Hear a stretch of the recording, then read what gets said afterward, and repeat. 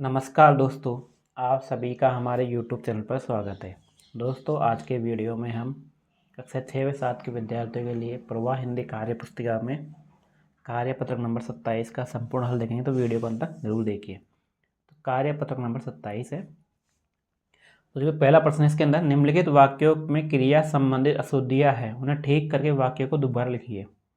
देखिए, अपने पास वाक्य है इसके अंदर, जैसे कि ये आइए खाना खा लो, तो इसमें क्रिया संबंधी अशुद्धियाँ उनको शुद्ध करना है। तो आइए खाना खा लीजिए, ठीक है। मैं आज पढ़ने नहीं आएगा, यानी मैं आज पढ़ने नहीं आऊँगा। ये मैंने करा है, तो ये मैंने किया है। मीनल ने वह बात सुना था, तो मीनल लाएगा यहाँ पे, ने ये बात सुनी थी, ठीक है। कोमल ने गाना गाई, यानी कोमल ने गाना गाया। नीचे दिए गए वाक्यों में क्रिया शब्दों पर गोला लगाइए और क्रिया लिखिए। देख, क्रिया क्या होती है, यानी काम का होना या करना क्या होता है, क्रिया होती है, ठीक है। आज भूख के मारे प्राण निकल रहे हैं, तो निकलना क्या क्रिया, यानी खाना पीना नहाना धोना, जो भी हम काम करते हैं सभी क्या है, क्रिया है। हम आपको अच्छी चीज़ खिलाएंगे, यानी खिलाना क्या हो गया, क्रिया। हम लोग लोमड़ी को मजा चखाएंगे, तो चखाना क्रिया। कुएं में झांक कर देखिए, झांक कर देखना है, देखना हो गया क्रिया। अशोक नदी में तैर रहा है, तो तैरना क्या हो गई, क्रिया। दीपिका सुबह से खेल रही है, तो खेलना क्रिया हो गई यहाँ पे। नीचे दिए गए शब्दों का खाली स्थानों में सही प्रयोग करके वाक्य को पूरा कीजिए। तो अध्यापक बच्चों को पढ़ा रहे हैं, पढ़ाना का पढ़ा रहे हैं, ठीक है। दादाजी कहानी सुना रहे हैं। रवि ने खाना पकाया। पुत्र ने पिता को पत्र लिखा। प्रधानाचार्य ने भाषण दिया। तुम घर कब आओगे, ठीक है।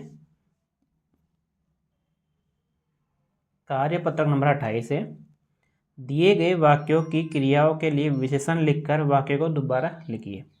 देखिए, बच्चा दूध पीता है, तो इसमें क्या करना है, साथ में विशेषण लगाना है आगे। तो बच्चा मीठा दूध पीता है। गाय घास चरती है, तो गाय हरी घास चरती है। वह गाता है, तो वह बहुत अच्छा गाता है। नदी बहती है, तो नदी तेज बहती है, ठीक है। दिए गए क्रिया शब्दों से वाक्य बनाइए। जैसे गाती है, इससे हमें शब्द बनाने, तो कोयल सुरीला गाती है। उठता है, तो राम जल्दी उठता है, ठीक है, उठता है कर देना इसको। हंस मोर जोर से हंस रहा है। लिखा, मैंने पत्र लिखा। देखता, तो मैं प्रतिदिन मैच देखता हूँ।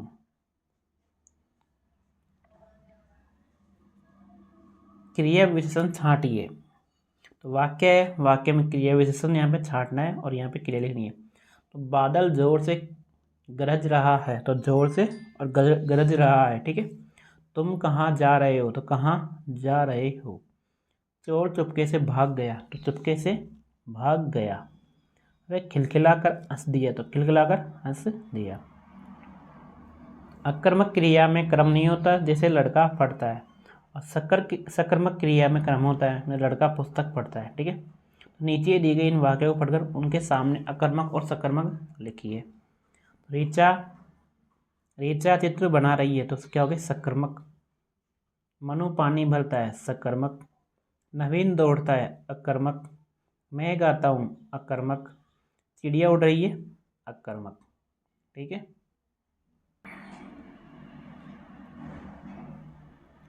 कार्यपत्रक 29 है।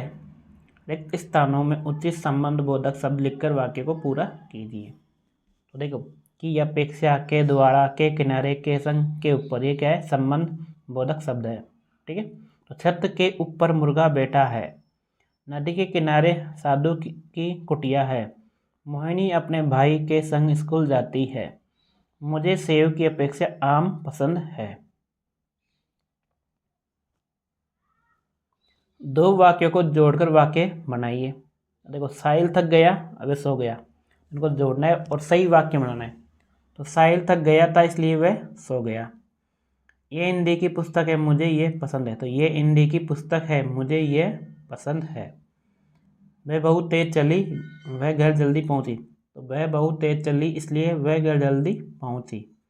आज बहुत बारिश हो रही है, ओले भी पड़े हैं। तो आज बहुत बारिश हो रही है और ओले भी पड़े हैं। तो देखिए दिए गए खाली स्थानों में उचित अवयव शब्द लिखकर वाक्य को पूरा कीजिए। श्रुति के साथ नेहा पढ़ रही थी।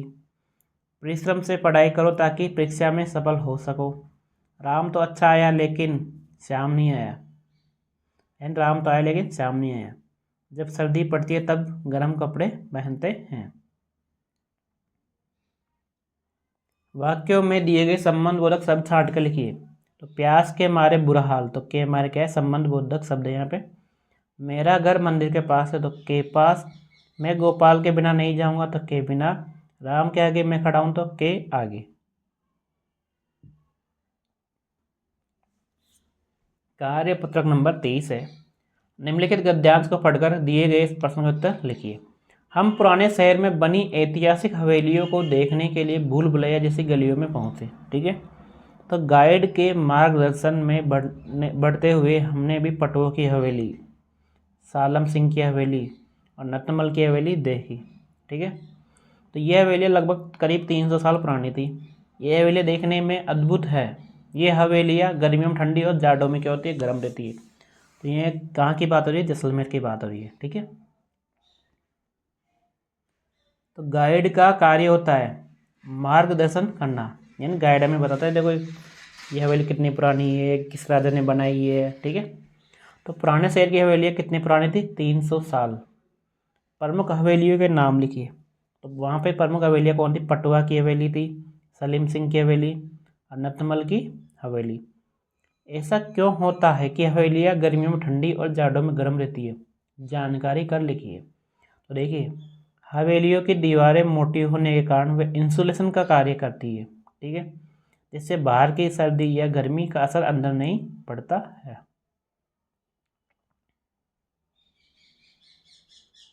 ऐतिहासिक शब्द का अर्थ बताकर वाक्य में प्रयोग कीजिए। तो अर्थ क्या होता है, इतिहास से संबंध रखने वाला। वाक्य प्रयोग क्या हो गया, संग्रहालय में ऐतिहासिक चीजें रखी जाती है। प्रश्न 7 है, दिए गए अनुच्छेद को संकेतों द्वारा पूरा कीजिए। तो संकेत क्या है, घोंसला, पेड़, गाना, मजे, गोरैया, घर, रोशनदान, एक। तो इनको भरना है अपन को। एक दिन दो गोरैया सीधी घर के अंदर घुस गई, रोशनदान पर जा बैठी और दोनों बड़े मजे से गाना गा रही थी। एक नीचे देखा और ची ची करने लगी। वह उठकर पेड़ पर जा बैठी जहाँ उसका घोंसला था। ठीक है,